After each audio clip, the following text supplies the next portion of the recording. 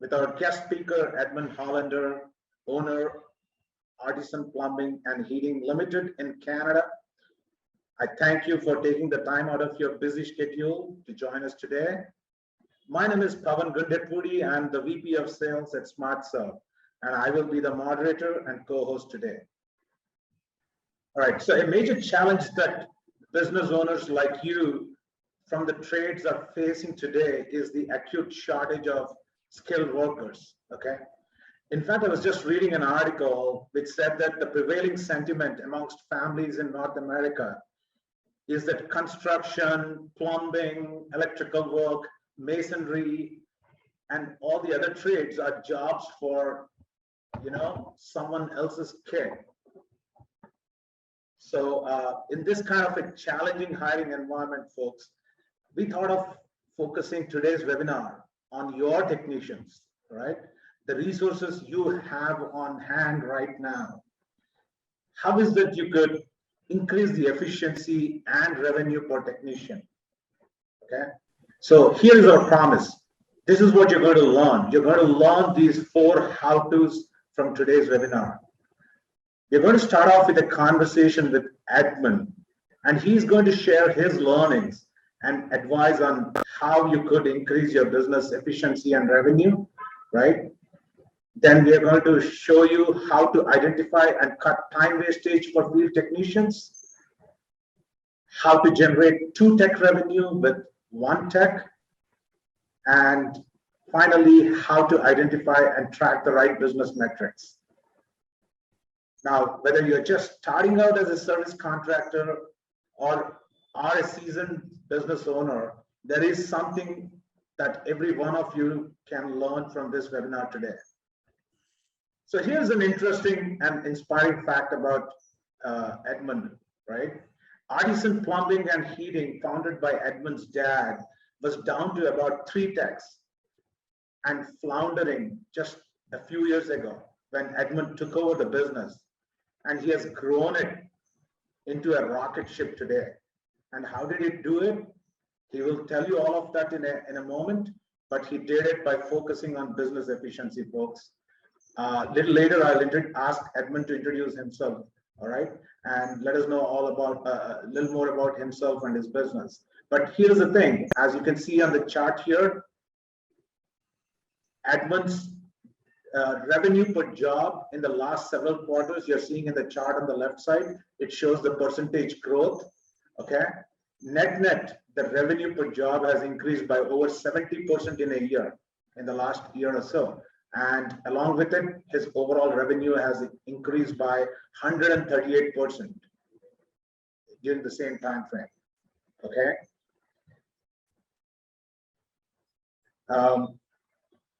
So before we move on to the agenda with Edmond, right?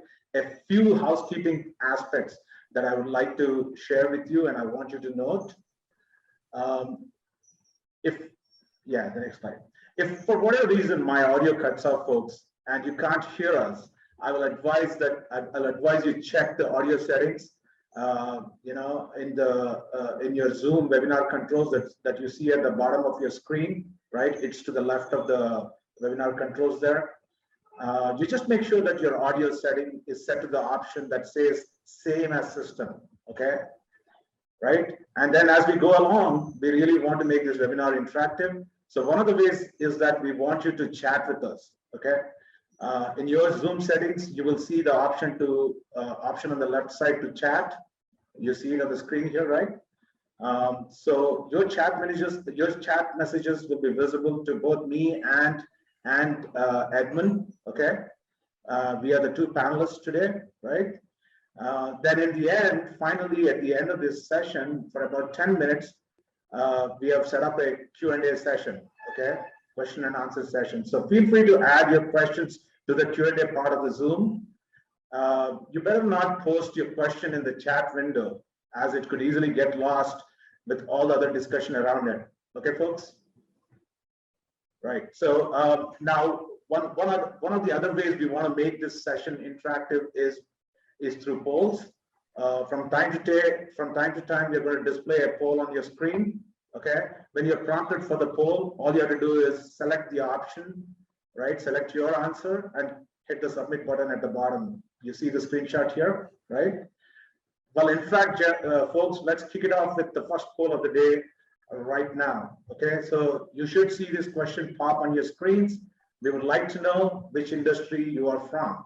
Okay, the options are HVAC, plumbing, electrical, hydraulic, fire protection, water treatment, other. We'll give it 10-15 seconds and we should display the results shortly. All right, I think we can display the results. We have reached out to a lot of companies in various verticals, but it's good to see that there's a lot of representation from HVAC, plumbing. There you go, Edmond. It's you're the draw here, 38%. That's awesome. So good. We have a good. Yeah, Edmond, you're saying. Oh, I was going to say, you know, plumbing's a vague term. We do a lot of electrical, hydronic, and HVAC as well. Yeah, that's okay. That's great. So you have a lot of audience from those trades as well. So this is excellent. Okay, guys. So the stage is set for me to ask Edmond to introduce himself. Over to you, Edmond. If you could please tell us a little bit about yourself and your business. Thank you, Pavan. Yeah, we're a family-based business in Vancouver, British Columbia. We have now been in business over 30 years. I had identified my father was tired, you know, he's running the business a number of years and he was successful in his time. But as he got tired, things started to slip and we went down to about 3 techs. So what we ended up doing was, I was that tech once with the messy van and the sloppy paperwork. I then just took it upon myself and bootstrapped this company. I did have the help of my sister, wife, and brother, but we went from those 3 techs to 12 techs with hundreds of thousands of dollars of subcontracting over the last 10 years. All right. Fantastic. Fantastic. Thank you for that. So let us jump right in, Edmond. Yes, absolutely. Let's get to the first part on our agenda. This is the first promise. You're going to tell us, you know, how to increase business efficiency and revenue. All right. So there you go. So tell us what is your mantra? How do you keep running your business efficiently? Well, you know, in my experience, the most important aspect of our business to be running efficiently is the technicians themselves. They're the ones generating the revenue for the company. The less downtime for the techs, the better. Secondly, I also feel like the technicians that care and are the hardworking techs, they want to stay busy. They're getting frustrated when they're waiting to hear back from office members about access or where to go to next. These high valued employees want to stay busy. They don't like downtime. Yeah. So saying that, Pavan, it's really important that the office takes care of these techs so they can be as efficient as possible. Yeah, they're there for the techs, right? Absolutely. They have to be there for the techs. The office and the techs have to work together.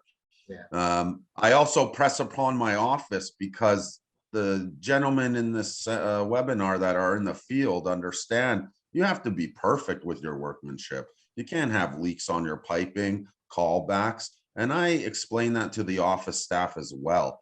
These technicians are double, triple checking their work. You need to read back the credit card numbers to the client. So you're not trying to process a card 6 times. You need to confirm and make sure the client understands the rates and the time period provided for arrival. So you're not getting that call again. Oh, when is your plumber showing up? Well, man, we told you the first time, you know. And the other thing I noticed was smaller owner operators, Pavan, they're a little too slow on their quotes and invoicing. They're getting 10 calls. Where's my quote? Where's my invoice? Yeah. That's a waste of time receiving and taking those calls / complaints. Yeah. If your office is not up to speed, you're not going to grow in the field. Right. Okay. So you're saying I interview a lot of techs that actually say the reason why they're switching companies because of the inefficiency in their offices. Got it. Got it. Several technicians over the years I've interviewed, the office and the techs have to work together with one common goal. A happy team is an efficient team. They will work together and hard for you. Fantastic. All right. So now to tell us about a little bit more about what you do to empower your technicians, before they get out to the field. Yeah, well, I mean, there's a lot of different stuff we do. As I hinted above, the office needs to get the details and information right the first time. Yeah. If they get that the first time, the techs aren't calling the office looking for details. We ensure we obtain all the prudent information before the techs are even dispatched. We provide them with more details than just says leak or no heat. Yeah. No, we'll ask the client, how long has this been an issue? Have you Right. checked with the unit above? Is there a buzzer code to ask them enter the building? We often make sure the techs know events, if it's a cash on delivery call, or if the caller needs a call before dispatch. Got it. Quite often what's been successful for me with the age of technology, Pavan, is pictures. I'll explain that a little later about training, but I request pictures from clients now regularly. Right. Makes sense. That makes a lot of sense. Well, we Got can it. come more prepared with the right tools and materials ahead of time, get that payday right away fast, and on to the next job within 2 hours. Yeah. So now who gets all those details, Edmond? So the dispatcher gets the call. The customer gives only so much information that they think of, right? So Yes. is it the dispatcher's job to get all the details? That's right. Certainly we get a lot of homeowners calling that, these people aren't plumbers. They don't know what the important information is. So over time, I've trained the dispatchers. Well, if it's a hot water tank install, ask them if they have stairs involved. Got it. If it's a drain clean under a sink, we'll actually ask them to please clear under the sink before the technician's arrival. Yeah. The other thing I notice, and I'm not sure if it's in the other gentlemen in this webinar space, my suppliers often make mistakes. I mean, how many different types of vacuum breakers in our industry, or fittings for that matter? Yeah. I have the materials all delivered about a week in advance, if not an emergency job, so I can check them and ensure their accuracy. Before you show up on site, Pavan, and you just look like you don't know what you're doing and you're chasing materials around last minute. And that's how we've helped the tech stay efficient on the job. Awesome. Now here's one interesting thing I heard from you, that you use WhatsApp extensively. So tell us what you do with that. How does that play into making the business more efficient? Well, with today's technology, it's a lot easier. I remember at midnight, my dad talking to a technician on the phone. Well, I'm not there. I can't help you. I don't understand what you're doing. Well, with today's technology, my technicians take pictures before, during, and after every single job. Certainly, I often catch little mistakes, but I also use it for a training tool. Yeah. And anyone in our industry, Pavan, knows, as long as you've been here, you're always learning. I'm learning every single day. Technology is always changing. So having these pictures and videos really help. I also use it as a motivational tool, as you can see in the slides here. Yeah, I will praise technicians in front of in our group chat. So what you're seeing here is our group chat. Yeah. They've done a great job. They need to be recognized for that great job. Yeah. So Edmond, we have one thing in common. At SmartServ, we use WhatsApp extensively as well. And we do some of these things, both to engage employees as well as like share training material and all the good stuff. But this is really good to know that this is the cutting edge in the trades, right? Awesome. Now talk to us about this last thing on the last pointer here, in terms of getting your trucks ready, right, before they head out to the field. Yeah, absolutely. It's kind of what we talked about before. It starts with the call take and getting the details, but from there, there's a lot more to do. At Artisan, we use the SmartServ notes very extensively. We're using it for the management of the entire project, whether it's a plug toilet or 3 IBC boiler install. we can go now to one software to quickly see every detail about that particular job. Yeah. Just to give you some examples, Pavan, in the notes, we put reminders. You have the reminders. Did the client approve the date? Often we email these clients, Pavan, they don't respond right away. Right. Did the PM, so property manager, approve the shutdown? Yeah. Did we confirm the car stalls are cleared? The suppliers or the materials? Is the permit in? We use that all in SmartServ. Yeah. Now, one other thing I had to implement though, with all that notes in the note section, I had to make my job descriptions more clearer for the text. So the text only have to really look at the job description now. Yeah. So I just want to explain that a little more because it's been very helpful for us. So the text just have to go to one spot. You know, we have some older guys that aren't as good with technology, right? Right. So in the job description, it will say call for leak in unit 204, but underneath it says access, buzzer code, or phone number. Under that, it will say parts at office, at supplier, or pick up on the way. Yeah, got it. Also underneath that, we'll have what equipment they need that isn't standard in the trucks. Yeah. So once again, just having the office prepare these texts to be efficiently as possible. Yeah, fantastic, fantastic. So great, thank you. So just moving to the next part here. Absolutely. Okay, so thanks, David. Sorry, Edmond, thank you for sharing all those insights about what all you do to keep your business running efficiently. But let me ask you this. Obviously, you're caught up with the day-to-day operations. You're out in the field. You're taking the phone calls, this and that. It's a operationally intensive business, obviously. Absolutely. So how do you stay on top of business efficiency? What patterns do you look out for to know your business is running efficiently, Edmond? Well, you know, certainly there's several different types of patterns. Job selection is important. And there's a few different types of job selection I'm going to speak about here, Pavan. Yeah. One is certainly certain techs have more or different capabilities than others. Yeah. So I look for patterns on what job types the techs have been successful on and which ones they're not. Okay. Where do they need growth and where are they falling and how can I help them? A tech who can't find a leak to save his life is not going to be sent on many leak calls until over time he gets experience. Yeah. So I'll work with that individual to sharpen that skill. Of course, we have boiler guys who might not be as strong as ventilation or fans. So I'll have him get dispatched to more heating calls, what he's strong at. But once again, over videos, WhatsApp, time, office meeting, you know, the skills aren't born overnight. We'll get that tech up to speed. Yeah.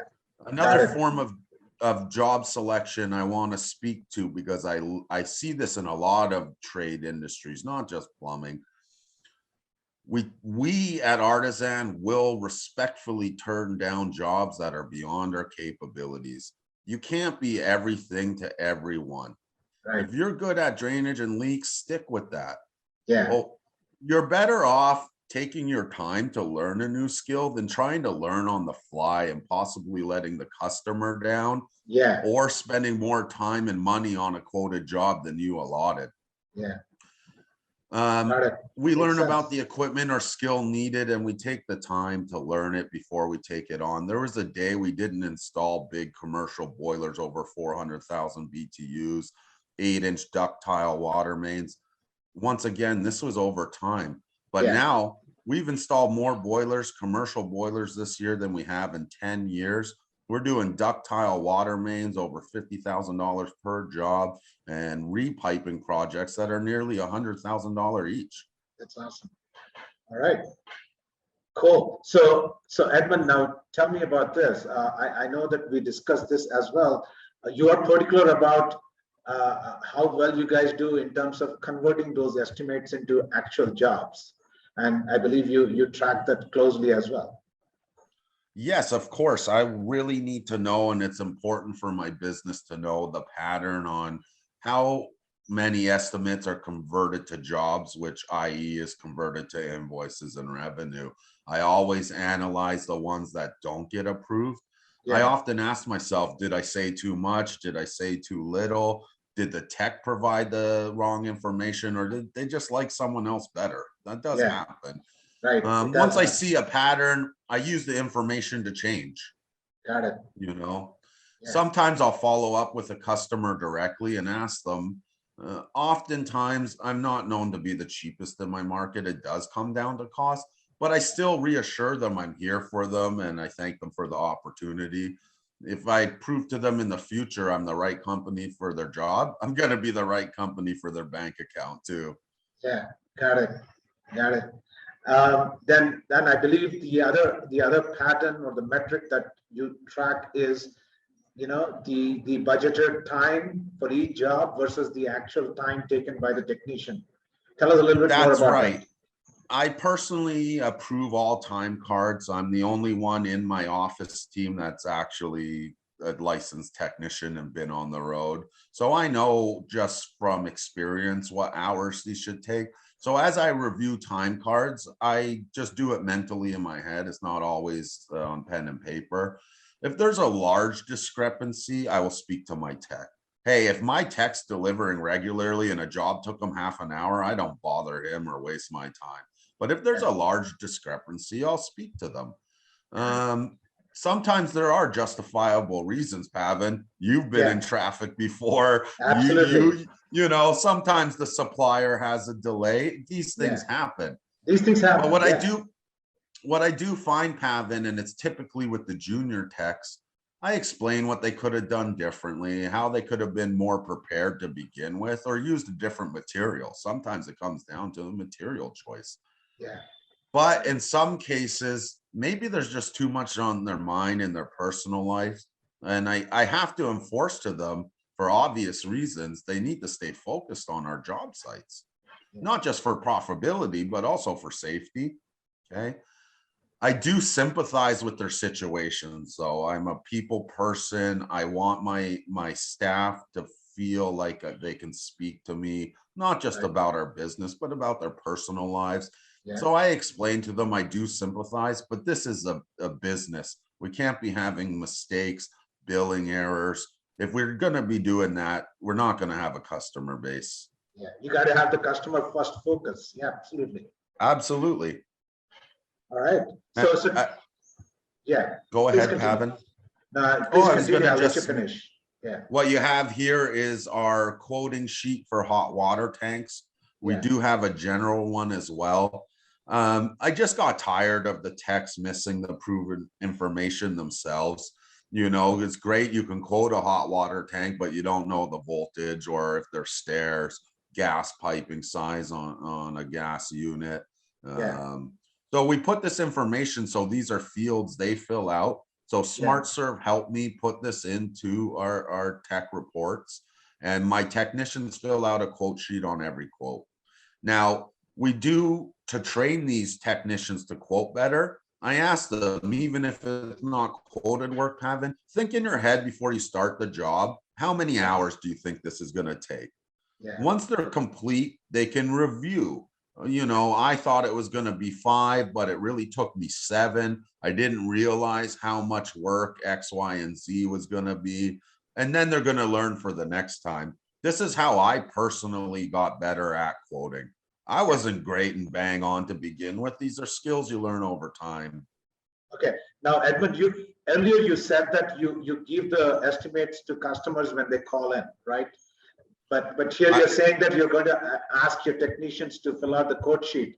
Now, do they? And some of this information, obviously, they're going to fill once they're on the site. So where do you?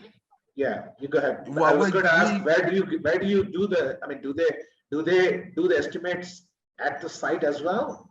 Well, quite often, as Artisan Plumbing is doing a lot of big buildings, we're talking 30-story towers, 4-story walk-ups. We'll get quote requests just sitting in our vans at times. But often, because I have a lot of work in the same area, if the pictures the client provides doesn't tell the story, I will go to site to formulate a quote. Well, my technicians will. But when I'm doing big projects over $2,000 to $100,000, we're going to site every time, Pavan. The Yeah. ones we don't go to site for, toilet install, shower valves, mainly homeowner fixture type stuff. If we're Yeah. talking big equipment and costly projects, we need to ensure we are correct on our figures. Okay, got it. Fantastic. Yes. Fantastic. So, okay, I think this is time for the next poll, folks. You heard from Edmond three of these metrics that he tracks. So let us ask that question to you, right? What do you think? Which of these, according to you, is the best driver of business efficiency? Let's see what you say. So your options are job type selection, estimate to invoice conversion, budget versus actual hour. It'll be interesting to see. What do you think, Edmund? Which one would be the best? I'm going to say estimate to invoice conversion is very important. That's wasted time if you're not converting, Pavan. Yeah, you're wasting your time. Okay, all right. Let's see. I hope like your response is not influencing anyone here. All right. So can we see the results, guys?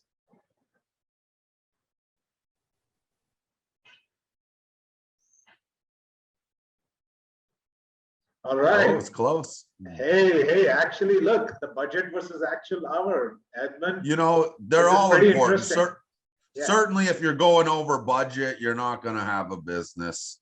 Yeah. You're not going to have. But look at this. Look, but the way I see it is job type selection is you know, it's quite a bit. It's low, right, compared to the other two. The other two look like they have the equal weightage there. So I agree with the poll that they put on here. Certainly, they all have merit, though. We can all agree with that. Yeah, sure. All right. Okay, so let's move on, guys. So let me. Yeah. Okay. Now, Edmund, we all know that yours is a story of a company that used to be pure pen and paper, and then subsequently you adopted multiple softwares to streamline your business. But a few years ago, you adopted SmartServ to bring it all together on one software platform, right? Now, absolutely. What do you think? Moving away from pen and paper, or even moving away from, say, multiple softwares to a single software, would that help a business improve efficiency? And how has your journey been? Could you share that with us? Well, you know, we did everything by pen and paper. We still used job numbers and had a filing system, but it was very cumbersome, Pavan. To look for information quickly was next to impossible. We had ticket boxes about this big. I remember once trying to go to work 7 a.m. and I had this ticket box going down my stairs and I tripped. The whole box scattered. The time I spent reorganizing, it probably took me an hour each job number. That alone saved me a lot of time and headache. Of course, when you're dealing with physical papers, sometimes these things got lost. Yeah. That created issues within the office. I found the pen and paper worked for up to 4 or 5 guys. Once I got to 4 or 5 guys, this was turning into an absolute train wreck with the paperwork. Yeah. I mean, literally, when you speak efficiently, I was writing the date 100 times a day, you know, the same client name over and over. We had then adopted kind of a hybrid. We were using a few different softwares until we decided we need to get a system, one system that can handle most of all our needs. My wife went out. My wife is very brilliant, and she's had a lot to do with our success here. She went out and she found SmartServ. After meeting with them, I was sure it was the right company for me. They shared a lot of the same they showed a lot of care, and that they were willing to change, which is important for me because I'm always changing. Yeah. And we made the leap. It was scary, but we made the leap. Right. I was very hesitant, and I'm glad I did, because the productivity skyrocketed. I'm now not in the office till midnight. I can come home and work from my home office. I pulled this up in camping trips in a rush, right, and it's really helped me, especially with the notes. You could strike a little bit of that work-life balance now, right? Absolutely. Yeah, Absolutely. got it. I Hey, mean, I've even had those ticket boxes in my car go scattering everywhere. all right. So, guys, I see that there are questions. I see one question here in the Q&A, so that is good. We'll answer. We'll get to it at the end of the session, like I said in the last 10 minutes. But I'll encourage all of you to post your questions in the Q&A part of the Zoom, right? Okay. So, okay, moving on. I think this is time for another poll quickly, guys. So, yeah, in line with the question I just asked Edmund, which of the following represents your software setup today? If you could please let us know. Is it pen and paper still, or do you use multiple softwares, or have you, standardized on a single field service management software like SmartServ? Or is it that you do have multiple softwares, option both B and C? You have multiple softwares, and one of them is the field service management software. Let's see what you have to answer, folks.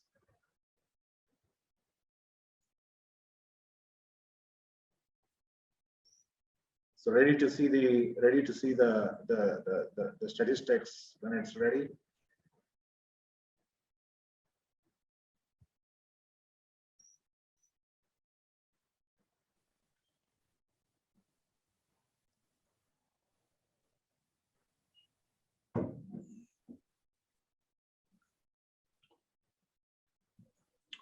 All right, do we have the results? All right, this is good to know. So that a lot of the folks here have already standardized on a field service management software. That's good to hear, right? And looks like only a small fraction of the participants here are on pen and paper, which is good to hear as well. Okay, fantastic. Thank you for your response, folks. I see that there's a second question also that's in the Q&A. So I'll encourage you to continue posting your questions. Moving on. So, hey, Edmund, this is something we hear from our customers all the time, that pricing is very important in the trades business, right? The services business. Please tell us a little bit about it. How do you go about pricing your jobs, and how has it been working out for you, really?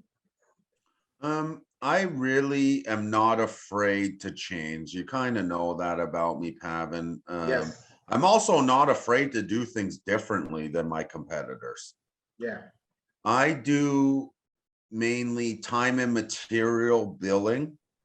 Right. That way the customer sees what they're paying for. There's less questions in the end. Hey, what was this fee for? What was this for? I don't break down every single P-trap or slip adapter. I give just a general price. If they want to break down, certainly I'll provide it, but I do time and material billing. But as you know, a lot of companies are doing flat rate, Pavan. Yeah, right. They do. Right. So yeah. So do you, I guess you are saying that you have this hybrid model that you follow, right, Edmund? It's yes. either, So if a client does ask for a quote, rather than giving them a fixed price, I'm giving them price ranges. Now, in about the last 4 or 5 years that I've been providing price ranges rather than fixed quotes, I've had maybe 3 times someone come back and say, no, Edmund, we want a fixed quote. Quite often, it's human nature. They want to gamble with me a bit. If I calculate the time and material to $1,000, I will quote them $800 to $1,100, for example. If I think it's a bigger job, I quoted a repipe. I quoted them, Pavan, $75,000 to $85,000. Okay. I often reassure them, though, if they're a little uneasy about that hybrid kind of price range quote. I tell them the truth, and the truth is I usually end up in the middle. Yeah. Okay. Now, Edmund, we often hear about the good, better, best pricing model. So when you talk about the pricing range, is that the same? The good, no, better, it's not the same, Pavan. I usually stay away from 3 options. You ever been in the beer store trying to pick out what you want with 50 options in front of you? Yeah. At best, I usually will provide 2 options, but I'll give them price ranges on both options. Like I said, if I calculate the job at X dollars, time, material, miscellaneous, couple what ifs, then I just shave a little bit off and add a little bit more, and That's Got it. that's the price I give them. Yeah, all right. That's good to know. All right. Sounds good. Thank you. Thank you for that, Edmund. Absolutely. Okay, so one last question to you, right? Clearly like you have built this rocket ship. You've been at it for a few years now. So I would think that you figured out some 20 tricks. years, Pavan. 20 years to be precise, right? Uh, now, Edmund, I'm sure you figured out some tricks of the trade that you're willing to share with the audience here today. I think it's really important you have on here your slide happy employees. It's very important to have your people to want to work for you, to care about you, to care about your family. If you show them you care for them, they will care for you, and they'll work harder, and their quality of work will go up, you know. Yeah. It's very important. And I'm a family business. This is a lot of the way I drive clients. They care, they like working with family businesses. If I don't treat my employees like family, I'm just a hypocrite at that point, Pavan. Yeah, got it. That makes sense. I keep I didn't get into it, but efficiency, I buy these guys lunches on big jobs. You know why? They're not all searching for different lunches. It takes an hour. No, they're back to work in 15 minutes after the pizza guy delivers. Right. Got it. Got it. So you're always changing as well. You said change is the only constant. The only thing that constant is change. I mean, that's from a more of a vague business term, but that's a day-to-day. We're a service company. I tell my techs, you think you're just going to do some simple piping? Well, what if we get a whole building with no hot water? Well, you're going to it. The only thing constant is change. Changes don't need to be expensive and large. I've made so many little detailed changes that have really helped my business run smoothly, such as changing the wording in an estimate, adjusting the on-call schedule so there's less burnout. Every little thing helps, and it starts with you. If you're not willing to change, you are not going to be successful. Right. And what about competitors? You have an interesting take on competitors. You know what? I've learned a lot from competitors. My father always taught me as well, Pavan, you don't talk bad about your competitors. You say stuff like, well, maybe we wouldn't have done it like that. I've learned a lot from them. I've seen some of their quotes. I learn a lot from everybody everywhere I go. I learn about human behavior. I learn about different sales techniques. I learn from children. I learn from the elderly. So learning from your competitors is important. These guys are experienced. These guys are in like-minded trades. You have to have a healthy respect for them. It doesn't always have to be a competition. Yeah, got it. All right. Now when you recruit new technicians, you have certainly recruited, you moved from about 3 to 12 today, right? 3 technicians when you took over the business. So tell us a little bit about what you tell them when you recruit a new technician, or what kind of training do you impart to them? I want them to know my goals and the company goals. Anyone here, there's a lot of plumbers in here, know about the liability with plumbing and heating. My firm is working in 30-story high rises. You leave a leak, you'll be out of business and not insurable tomorrow. So the number one job is to limit liability, whether that is job safety or quality of work. The number one way to limit job liability is knowing what you're doing and doing a good job. Number two comes to just doing a good job. I'm not working for as many homeowners, so certainly some of my clients are large volume calls. I'll send a technician back, pay them the 3 hours to go redo something that I don't feel was quality enough. You know why? Because I will get another $100,000 worth of calls from that client. And the third thing is we have to be profitable. I mean, that's what we're all here for. That makes sense. But guess what? If you're not doing number one and number two, you will not be profitable. Or you might be profitable, but I couldn't sleep at night ripping off customers. I don't do that here. We're a family business. Got it.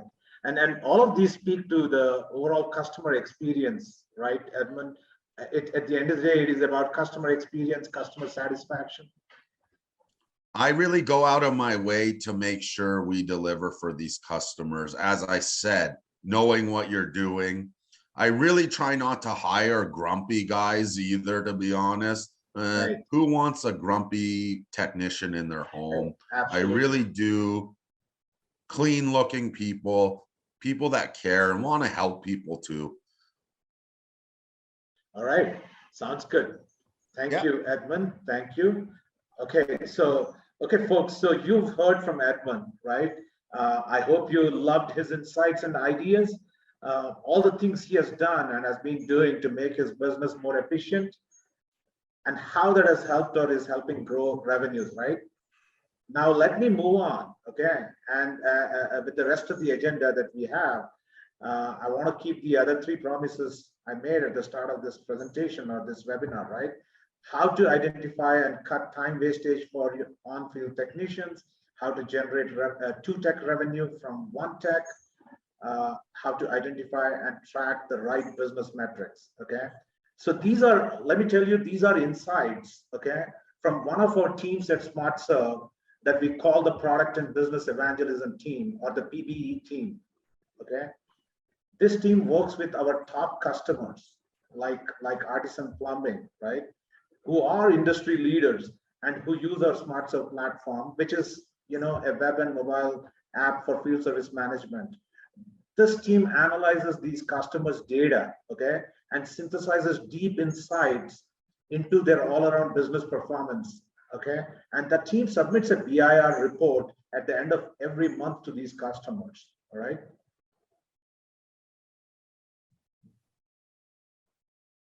So you all know that with a good field service management software like SmartServ, you can automate the steps in your end-to-end field service workflow and drive time savings, all right? But that is not what we want to talk about right now, okay? We believe there is a real opportunity in something outside of what the software does. And this is something Edmond touched upon, folks, okay? The opportunity is in looking at how time efficient your technician is when on the job in the field, right? You look at the different job types and do this analysis you see on the screen here of the average time taken by your technician for each job type versus the planned or the predicted time, okay? Right? Chances are that you will see discrepancies, and there are some short-term and long-term measures that you could implement. So in this chart you see on the screen, for example, the first job type at the top, this technician Brian Cooper seems to be taking a lot more time than the estimated time, right? So you can see that he is not doing well with respect to that particular job type. Now this is based on data for a long period of time, right? This is not based on one job. This is the average across multiple jobs over a period of time. So here is what you can do, right? Like Edmond was saying, you could sit down with, as an owner, you could sit down with Brian, have a chat with him to understand what's going on and what is really causing this, okay? Right? And of course, Edmond talked about having the chat, you know, based on every time card. But then, you know, you could really be looking at the data over a period of time to see a pattern or a trend, and then really get to the bottom of this. You could talk to Brian and understand whether the problem is with Brian, or maybe it is with the tools that he's using for that particular job type, or it is something else. It could be the location that these jobs are coming from, and he's tired. Usually those jobs are assigned to him at the end of the day, and he's tired by the time he reaches to those sites, and he's probably screwing that up. Either way, you know, when you look at data this way, for that job type at the top, there is an opportunity to cut down on that actual time, right? Now that's what you want to work towards. So that could require some training to Brian, or it could be some other operational changes you put in place. That is one option. But then you know, that may or may not work out. So here's other thing you could do. Look at job type 2 and 3 from the top, the second one and the third one from the top. In fact, if you look closely at the third one, Brian is doing pretty well compared to the estimated time for that job type. His actual time is far better, right? And if you look at the job type 2 also, he is within the tolerance range, okay? He's doing all right. So what you could do is you could say, all right, guys, Brian is doing well with respect to these two job types, but clearly he's not doing well with the other three. So let's do one thing. Let's focus his efforts on only these two job types, at least in the short run, right? And not assign those other three job types to him. Okay, guys. So these are some of the tricks that you could employ as well. Ultimately, this whole thing is about saving, the per tech time, right, in the field. Okay, right. So time saved per tech is clearly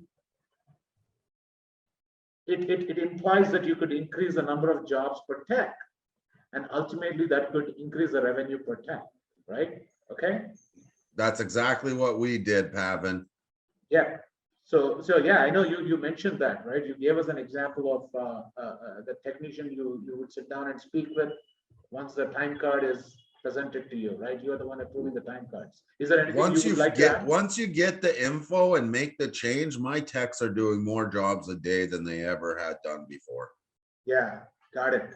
That's good to know, right? So you are mapping the right technician to the right job ultimately, right, Edmond?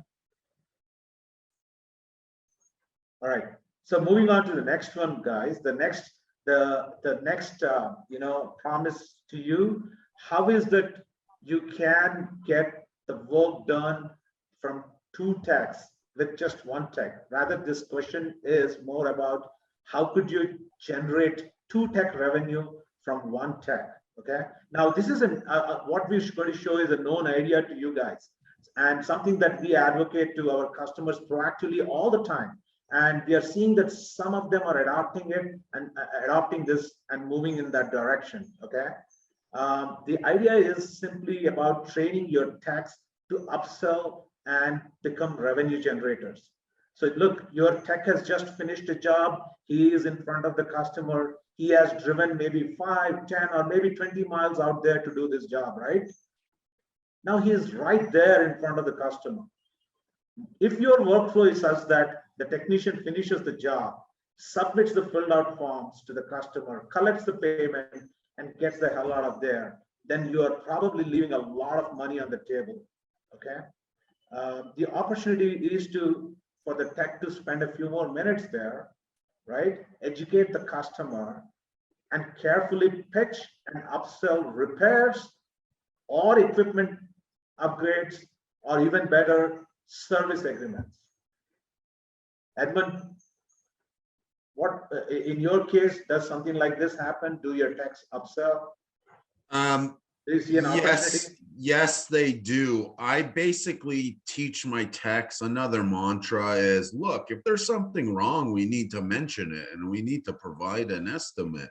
We don't try to sell that services not required, but the one thing I like hearing from you there, Pavan, is we're educating these owners and these building owners and these occupants about the equipment. If they don't know, how do they know that a faucet should be replaced every 20 years before failure? How do they know the hot water tank is 10 years old? They don't know. They bought the house 3 years ago. So it is educating them, Pavan, and then you'll do a better job of selling to them because they'll understand why you're selling it to them.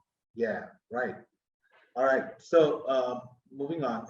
Okay, so folks, you know what I just talked about. You know that already. The question is, as I asked Edmond, are you really doing it? Are you guys doing it? If you're looking to hire new techs to service more of those one-time service calls, and that's how you want to grow your business, right? Instead of doing what I just presented, which you know already, right? That's an option, right? Here is like a compelling example that I want to walk you through to show you how you could generate two tech revenues, okay, from just one tech, and why you should consider training your technicians to upsell while they're in front of the customers. Okay, so in this example, right, we are talking about your technicians converting one-time service calls into annual service agreements while they're in front of the customers. Okay, all right. So say your revenue right now is $1 million per annum today. Okay, right. And in the first year, assume that you've trained your technicians, they know how to pitch service agreements to customers, and you assume that they're able to convert 30% of those one-time service calls into service agreements. So what happens then? So your year one revenue is now $1.3 million in total, right? Okay, so if you move forward to year two, what happens? That $300,000 of service agreements your techs closed is obviously something you can look forward to renewing with much ease in year two. So that's almost like predictable recurring revenues for you at the start of year two, right? But then assume that your business is able to sustain that $1 million of one-time service calls again, out of which the technicians would convert another 30% that year, right? So by the end of year two, your turnover or your revenues is $1.6 million. Okay, so in year one it was 1.3, in year two it is 1.6, and you can extrapolate that to year three, right? In year three, you have the $1 million of one-time service calls, out of which 30% is getting converted into service agreements by your technicians. But then now you have 60% of recurring revenues carrying forward from year one and year two. Okay, so the total revenue for year three now is at $1.9 million. So you see, folks, without hiring additional technicians, all you did was make sure that your technician is able to upsell service agreements. And you're looking at, if the assumption is 30% conversion every year, you're looking at, doubling that revenue per tech. Okay, so I'm sure you know it, you all knew it, but seeing it is believing. This particular example is pretty compelling, and every time we present it this way to our customers, we see that a lot of them are beginning to move in that direction, right? Okay, so that brings me to the next poll. So folks, if you could please answer this for us. How critical do you think converting one-time service calls into service agreements is to your growth plans? Options are not important, quite important, very important. There's something I want to add here, Pavan, I didn't get a chance to mention. Please. You never know when that one-time client owns 10 buildings, or his sister owns restaurants, or I've had so many, or they're an interior designer by trade. Right. I've had so many one-time clients in my 30 years turn into something much bigger, much more profitable. That's why you have to care about every job, big or small. Right. Okay, so do we have the results for this?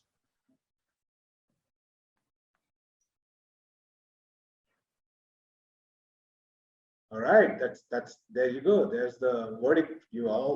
Most of you believe that that's very important. So I hope the example we presented is compelling enough. And if you're not doing it, hopefully you're all going to move in the direction. All right.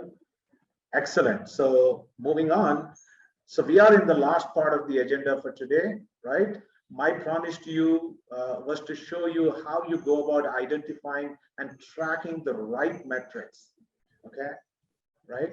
I'm going to explain that by showing you a couple of interesting metrics that our PBE team presented to a couple of different customers in their monthly BIR reports. Okay, all right. So the next one, what you see on the screen here is the metric called callbacks per job type, and Edmond has referred to that in the conversation we had with him as well. Specifically, let me just clarify what I mean by callbacks. Right? These are calls that you receive from customers after your techs have completed the service at their place, completed the jobs at their place, and you get the calls maybe the next day where the customers are not satisfied with the work done, and now you have to send the technician back to the customer site, or maybe send a manager over to the customer place, right? But only this time you're incurring an additional cost, but not generating revenue from those visits. Okay, right? So if you start tracking callbacks, And you see what you see on the chart on the left of your screen here, that for a certain job type, you're getting excessive number of callbacks, okay? Then clearly there's an opportunity for you to do a root cause analysis and implement the corrective action till the callbacks volume for that particular job type reduce, right? Otherwise, clearly it is a drain on your bottom line, right? And this is something we were able to, show to one of our customers, and they were really delighted about this, and they were able to put in place the required measures to attack that one particular problem. So what you're seeing is the real data, folks. On the right side, you could see the green bar that has dipped significantly after a few months, right? Okay. So moving on to the next one. This is the other metric I wanted to share. This is something from our BIR report. It is what we call as jobs per lead source. Okay. Now, it is possible that most of you and your team are just so busy servicing calls after calls that you're not paying attention to how you're spending your marketing dollars on the various lead sources. Okay. Now, if you were to look at the number of jobs you're closing for each of these lead sources, mind you, not the number of leads you're getting from the lead source, it is the number of jobs you're closing, right? Then there may be an opportunity to optimize your marketing dollars, okay, by redirecting them to those lead sources which are yielding the most jobs for you. So you can see on this screen, we have an example where Google My Business, because you have a lot of positive reviews on your Google My Business profile, that you're getting a lot of calls from there. But then it is also the best channel because you're able to convert the most number of jobs from those leads, right?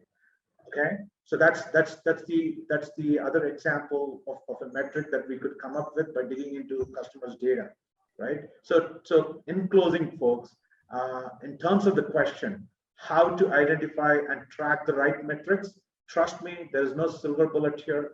You have to do what we have done with our PBE team to come up with these kinds of metrics that are right for those customer accounts. You really need to pour through your data and look hard for sources of inefficiency. Okay, right? I hope so. That ends the webinar for us today. I hope we have provided some helpful insights in addition to what Edmond has shared with us. So let me do one thing, folks. Let me put out the final poll on the screen here. I talked about these different metrics. In fact, the poll is showing a few more than I have on the screen here.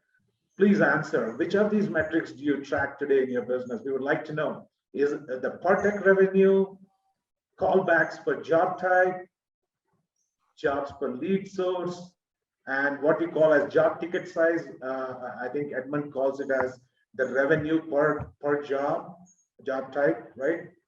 And then finally, this option, I want to start, but I don't have the time. We'll appreciate your responses. The SmartServ business metrics have been extremely helpful for me since I've started with SmartServ.